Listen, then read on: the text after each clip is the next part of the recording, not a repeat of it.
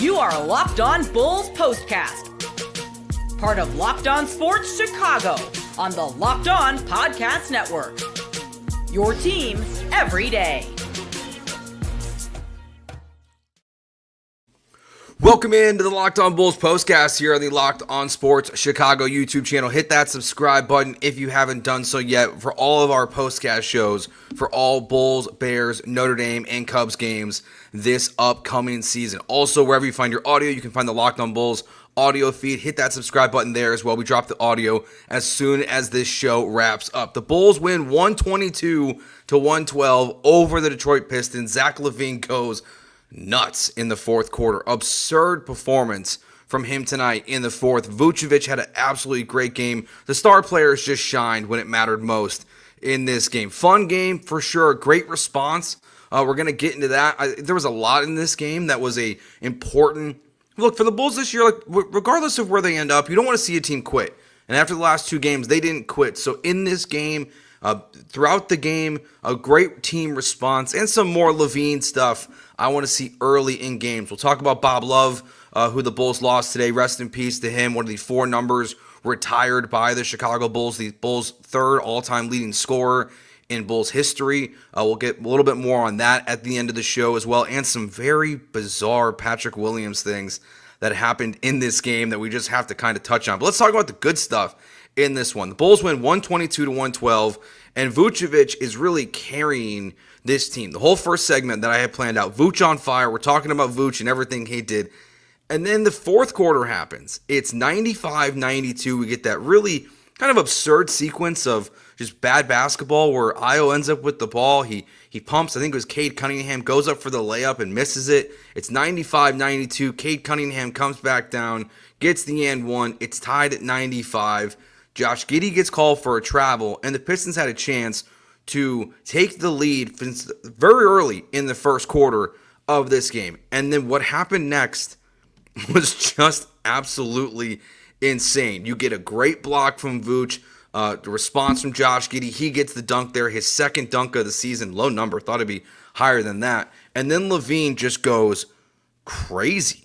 He hits a three to put them up 7, hits his second one in the quarter to put the Bulls up 10. The Pistons score. Zach LaVine hits a third three to make it 108-97. Then I can't read what I wrote, but holy bleep, another three.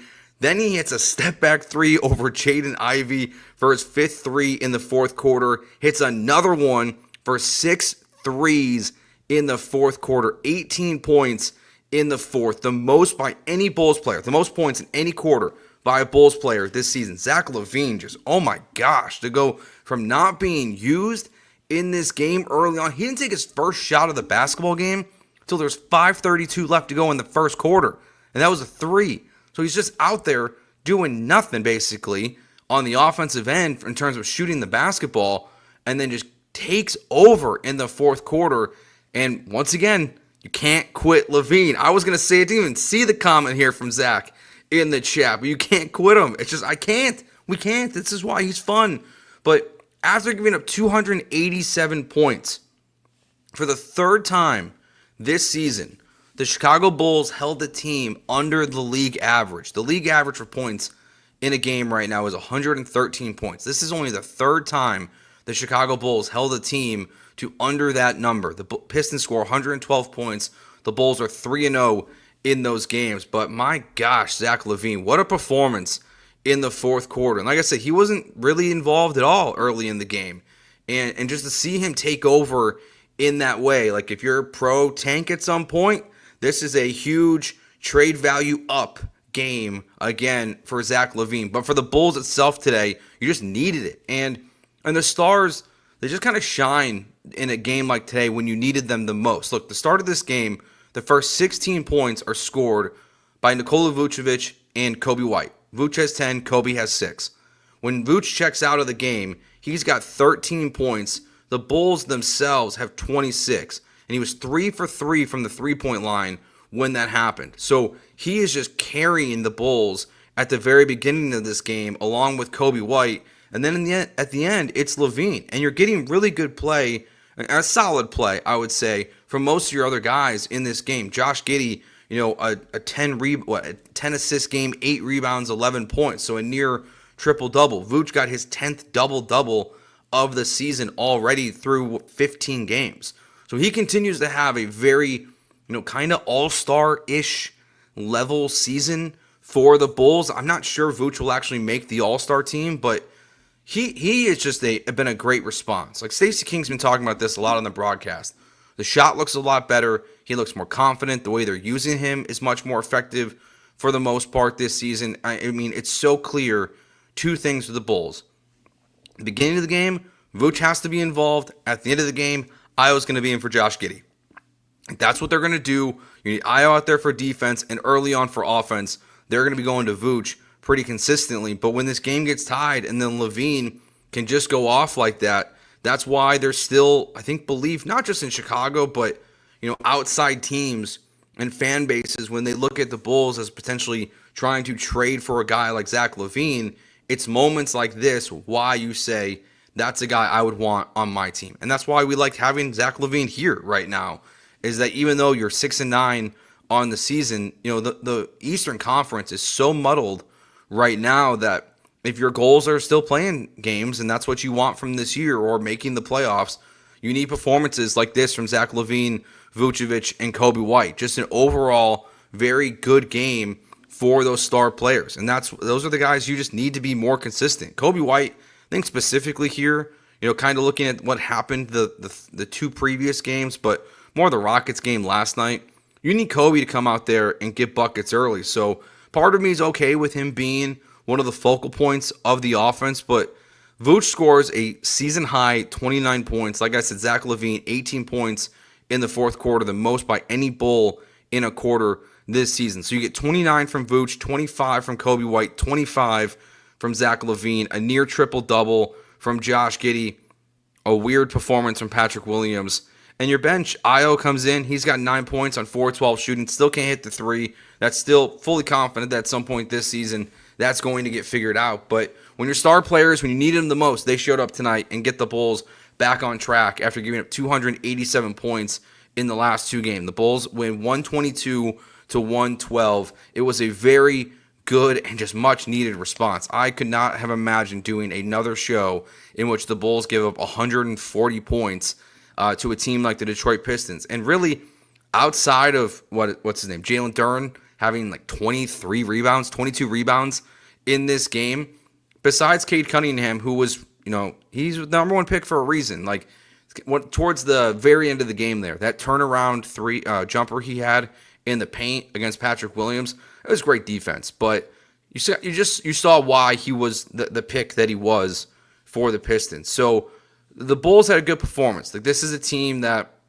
I think it's fair to say is that, not just based on record, but based on just the way the ups and downs of the season has gone, is on your level right now. The Pistons are now 7-9. The Bulls are 6-9. So these are the kind of games that within the margins of an 82-game season, you got to come up and get the win. And we're going to kind of go into what I thought was the most important parts of this game, the team response from the Rockets game and the Cavs game, but more specifically the Rockets game, which is just a total disaster and was less than 24 hours ago, to what happened in the game, because you're seeing back and forth throughout this entire game here.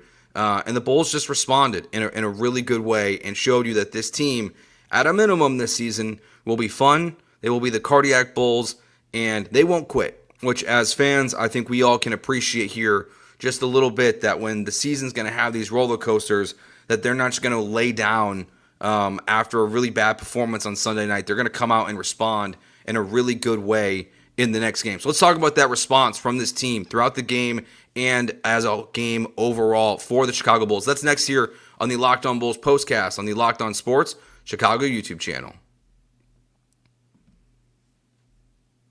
Today's show is sponsored by BetterHelp. Look, we all have people to thank in our lives. I want to give a quick shout out here to my mom. My mom and dad, they're absolutely incredible. My wife and I went out of town this weekend, and they watched out for the little guy. They help out with him every single day, so they're just a huge help. They left Chicago to move to Houston for me to help me pursue my media career in radio once my son was born, and it's just been a huge blessing to have them. So this month is all about gratitude, and along with my family, my mom and dad, there's another person we can't thank enough, and that's ourselves. Sometimes it's hard to remind ourselves that we are trying to make our best sense of everything, and in this crazy world, it's not easy. Here's a reminder: send some thanks to the people in your life, including yourself. BetterHelp. If you're thinking of starting therapy, give BetterHelp a try. It's entirely online, designed to be convenient, flexible, and suited to your schedule. Just fill out a brief questionnaire to get matched with a licensed therapist and switch therapists anytime for no additional charge. Let the gratitude flow with BetterHelp. Visit BetterHelp.com/LockedOnNBA today to get 10% off your first month. That's BetterHelp, HELP.com/LockedOnNBA. All right, big picture. This is a good response from the Bulls. 287 points in 2 games. Cannot be said enough what happened for your defense against the Cavs and against the Houston Rockets. Just not good enough. So in this game, to respond big picture-wise first, to holding a team to 112 points, to your offense responding in the way they did, is a huge win for this team and what this season can be. Kobe White, after the last game, this is a reoccurring theme that we first heard kind of be talked about on the broadcast, which means it's being talked about behind closed doors a little bit, but they feel comfortable sharing. But then Kobe White, talked more about it after last night's game versus the Rockets, where they're just letting poor offensive performances, just derail the defense of this team. The lack of effort has been very clear at times, and that's how we're seeing the Bulls get these, get down by 20, 30 points in these games, 15 at a minimum in a lot of games this year. So I think the response tonight, just seeing them come out and be more efficient to score 36 points in the first quarter, which was the most points the Bulls have scored as a team in a quarter this year, unless they broke it in the fourth, which they did not. They only scored 29, but 36 points in the first quarter, and holding the Pistons to 25 and getting everyone involved in a little bit of a different way. And we'll talk in the next segment about LaVine and not getting him involved early enough, in my opinion. But like you're seeing, Zach LaVine, when he gets his 5th point of the game, he's got 5 points, 5 assists, 5 rebounds. Josh Giddey, near triple-double. Vooch gets the double-double. So everyone's just doing the little things in this game really well. And then I think the other part that stood out within the game, specifically I want to look here at the third and fourth quarter. So in the third and fourth quarter, we're seeing this lead for the Bulls go from 4 to 1 to 6 to 1 to 2 to 7.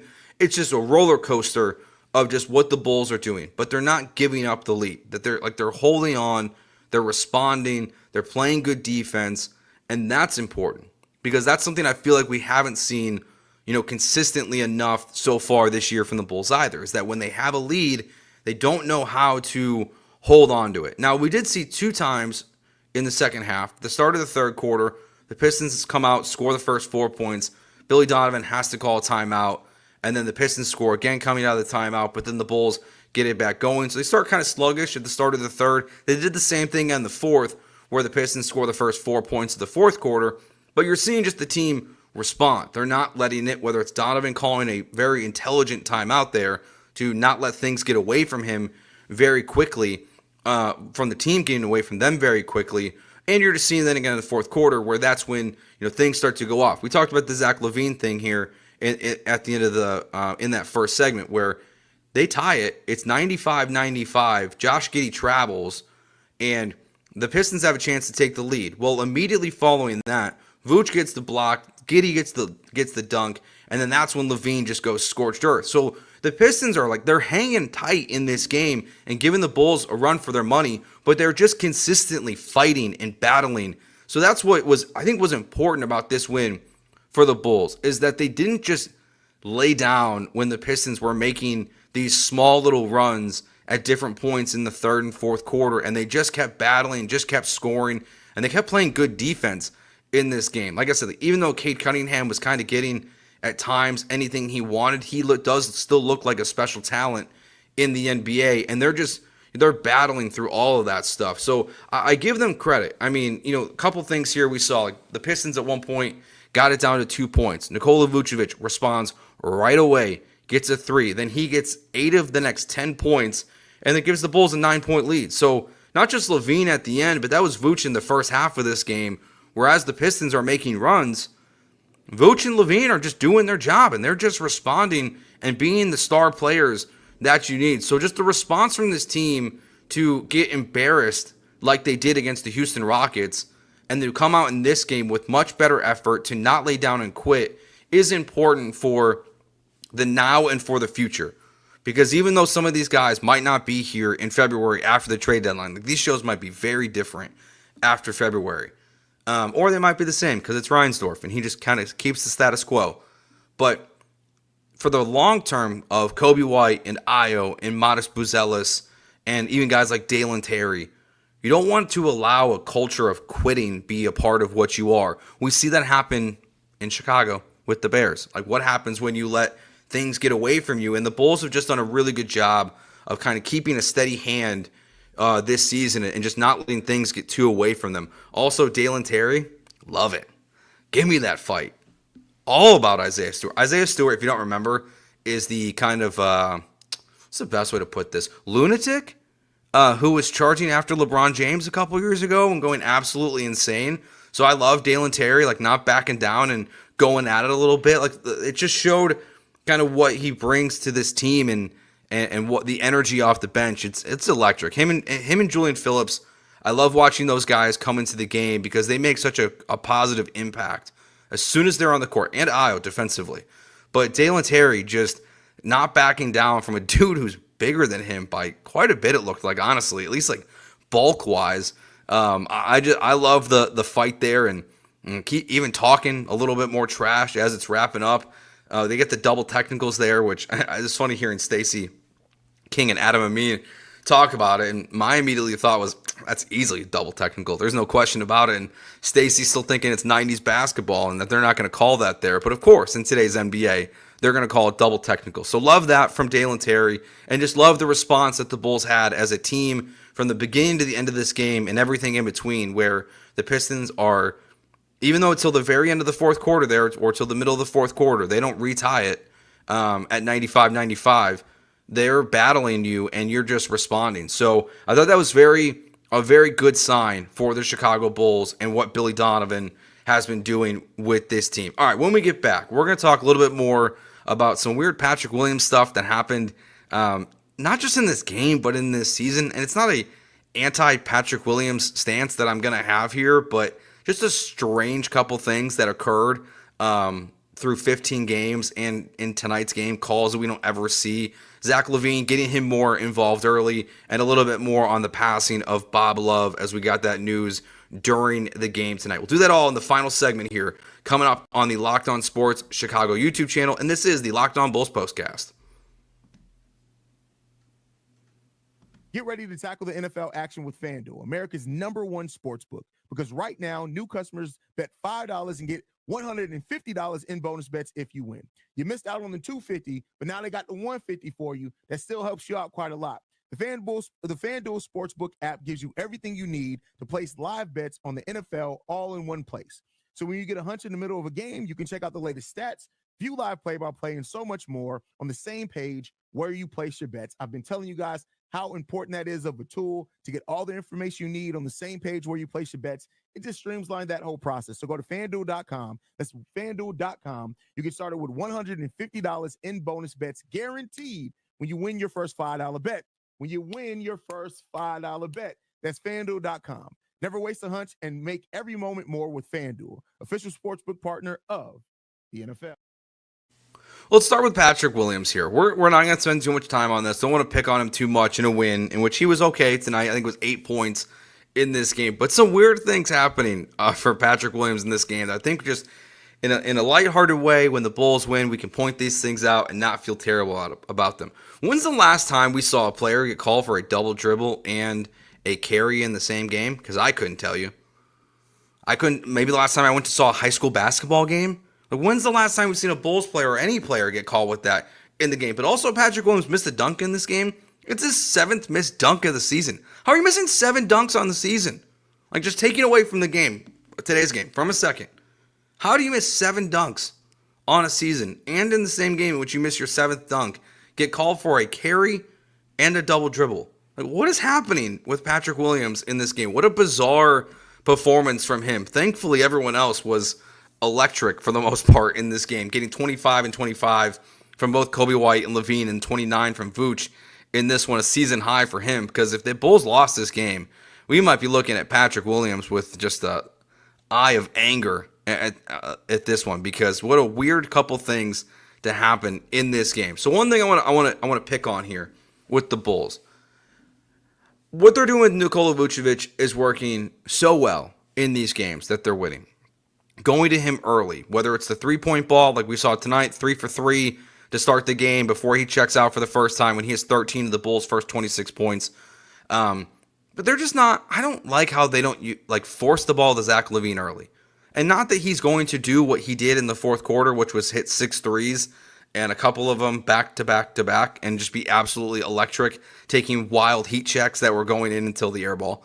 Other weird thing that happened in that one. But look, you make 6 threes, you're allowed to have an air ball. I think that would be a good quality ratio that we can take from Zach LaVine. 6 straight threes, then an air ball. I'll take it every single time. But I just don't love how, again, we're in this game is going back and forth early on. Just get Zach LaVine the ball earlier. I mean, for him to not take his first shot until there's 5 minutes and 32 seconds left to go in the first quarter, and he's pretty much getting ready to check out of the game at that point. You're ready for your bench unit to come in there. I just don't see why it's not a more concerted effort to get LaVine the ball.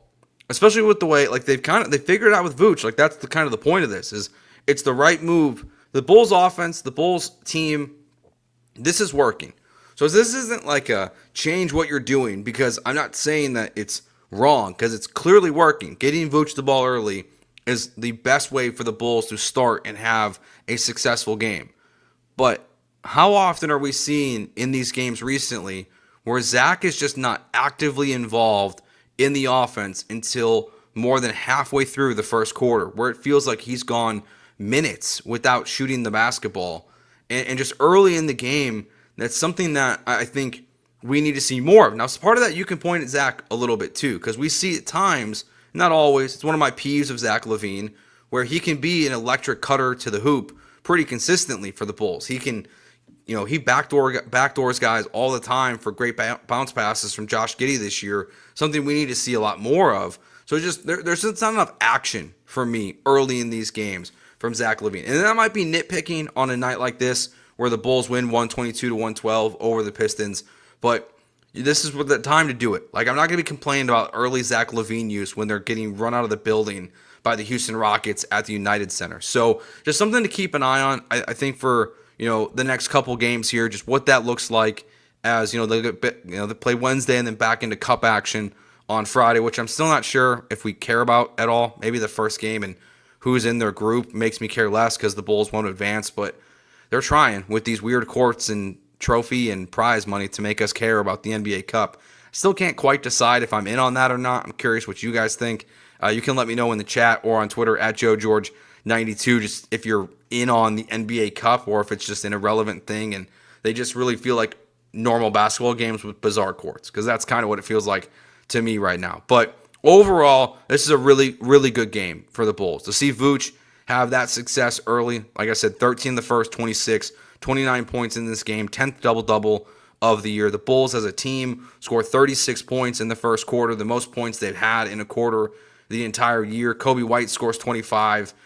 Josh Giddey nearly has a triple-double. And then, of course, Zach LaVine in the fourth quarter, just absolutely absurd from the three-point line, hitting 6 threes and 18 points in the fourth quarter. He ends up with 25 points himself in this game. And like I said, the start of the segment, we're not trying to say LaVine's going to do that every single time, but I like the opportunity for him to do so. Now, the flip side of that is Kobe White was very good early in the game. So that's just part of this response after the Rockets loss that they faced last night. And the Bulls just responding as a team with getting different guys going. And, it's the style that you play. If you're listening to the show last night, we spent a good chunk of the second segment of the show talking about the need to pivot when things aren't working. And we saw the Bulls shoot 26% from in the first half in yesterday's game and just be, frankly, abysmal the entire game. And I know they shot in this game, slowly pulling up the box score here, but over 40% from the three-point line. Oh, they shot 50% from the three-point line in this game. So it's who the Bulls are. It's just the reality of it, like this pace, the style of play that they're going to have. And when it's working on nights like tonight, don't pivot, don't change. Like, this is cool. This is fun. This is enjoyable basketball to watch for the Bulls. It's when you're struggling that you just got to find a way to pivot away from this. Want to get this mentioned here just one more time. One more thing on Zach LaVine, actually. Sorry, real quick. He is now 7th all-time in Bulls history in terms of points. But that's important to reference now because just one more time here, if you missed the news, during the game, Bob Love, who was 3rd all-time in scoring behind Michael Jordan and Scottie Pippen, passed away today. We got that news during the game. First saw it on social media, and then Stacy and Adam were sharing stories about Bob Love, and obviously he's one of the 4 players in Bulls history that has their number retired up in the rafters.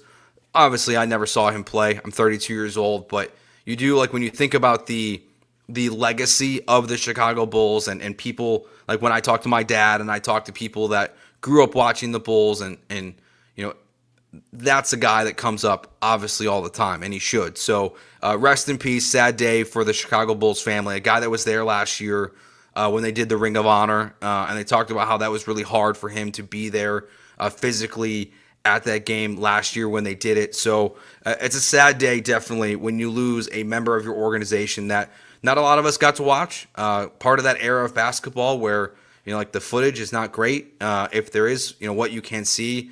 But just a sad one for the Bulls to lose Bob Love today, as the Bulls, they beat the Pistons 122-112. So at least, he's up there watching down and seeing the Bulls get this victory today over the Detroit Pistons. That will do it for today's show of the Locked On Bulls postcast here on the Locked On Sports Chicago YouTube channel. We'll be back on Wednesday night.